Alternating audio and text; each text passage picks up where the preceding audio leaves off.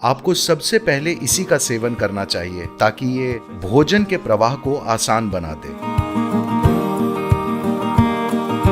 आज पेट का कैंसर, आंत का कैंसर बहुत ज्यादा हो रहा है। ये घटना बहुत कम होगी। ये सिस्टम के भीतर आभा को बढ़ाता है।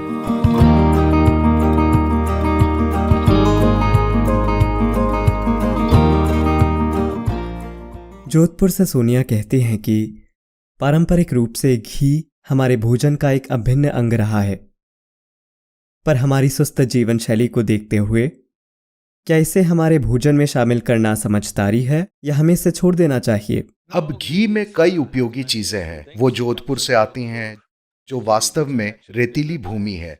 ऐसी जगह में घी बहुत बहुत महत्वपूर्ण है, क्योंकि अगर घी में ये क्षमता है, आमतौर पर हमें इसे समझना चाहिए। आज हम इसे कई सारी चीजों के साथ मिला रहे हैं, घी और चीनी, घी और कार्बोहाइड्रेट और सब कुछ। आमतौर पर पारंपरिक रूप से घी को पहले निवाले के रूप में खाया जाता था। विचार ये है कि वे जोधपुर से आती हैं और अगर वे दाल बाटी खाती हैं, Well, it's soaked in ghee. घी में डूबी हुई इस दाल बाटी को आप घी के अलावा और किसी तरीके से नहीं खा सकते। इसे घी में सराबोर करना होता है, क्योंकि अनाज का रूखापन ही इतना है कि घी के बिना उस चीज का शरीर से गुजरना बहुत मुश्किल है।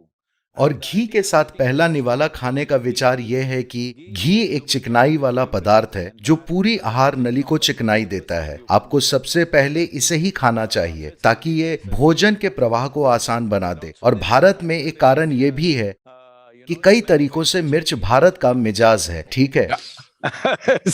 तो खास तौर से राजस्थान में मिर्च क्योंकि अगर एक ऊंट भी खाता है तो ये स्वादिष्ट होना चाहिए। तो वहां सच में मिर्च पर बहुत जोर दिया जाता है। जब आप बहुत मसालेदार भोजन खाते हैं तो उसे खाने से पहले आपके भोजन मार्ग पर घी की परत चढ़ाना बहुत अच्छा है। आंध्र प्रदेश में, राजस्थान में, दूसरी कई जगहों पर जहां कहीं भी बहुत गर्म मसालेदार भोजन होता है, वहां घी खाना भारतीय परंपरा का एक हिस्सा रहा है। उसे अलग रख दें तो घी का महत्व यह है कि यह आहार नली को साफ रखता है। देखिए, शारीरिक और मानसिक रूप से स्वस्थ रहने का एक जरूरी पहलू यह है कि आपका पेट साफ रहना चाहिए।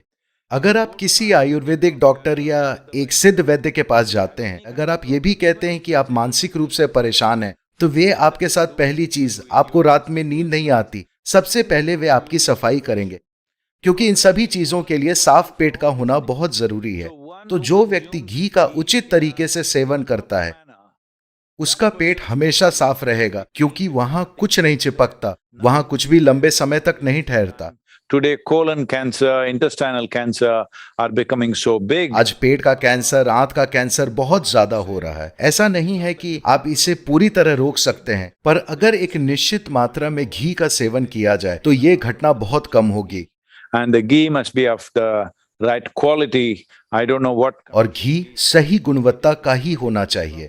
मुझे नहीं पता आज लोग कौन सा व्यावसायिक घी खा रहे हैं, पर अगर इसे उचित तरीके से गाय या भैंस के दूध से बनाया जाए तो इसके कई महत्वपूर्ण फायदे हैं। एक खास फायदा है कि आप कह रहे हैं कि ये एक आयुर्वेदिक सम्मेलन है। मेरे ख्याल से मैं ऐसा कहने की स्वतंत्रता ले सकता हूँ। ये सिस्टम के भीतर आभा को बढ़ाता है। कोशिकीय आभा ऊंची उठेगी And you will have a और आपका सिस्टम ज्यादा जीवंत हो उठेगा, जो कि लोगों के साथ आपके व्यवहार में प्रकट होगा। ये सिर्फ घी खाने की वजह से नहीं है। अगर आप घी और कार्बोहाइड्रेट, घी और चीनी एक साथ खाते हैं तो ये फैट के रूप में जम जाता है। पर अगर आप सिर्फ घी खाते हैं या भोजन के पहले निवाले के साथ थोड़ा घी खाते हैं तो ये चिकनाई के रूप में ज्यादा काम करता है। जब घी अकेला शरीर में जाता है तो उसे पचाने की शरीर की क्षमता बहुत कम हो जाती है, पर जब ये किसी चीज के साथ मिलकर शरीर में जाता है तो ये फैट इकट्ठा करता है।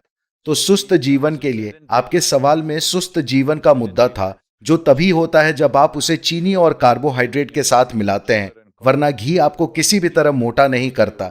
ये आहार नली में एक चिकनाई वाले पदार्थ के रूप में ज्यादा काम करता है।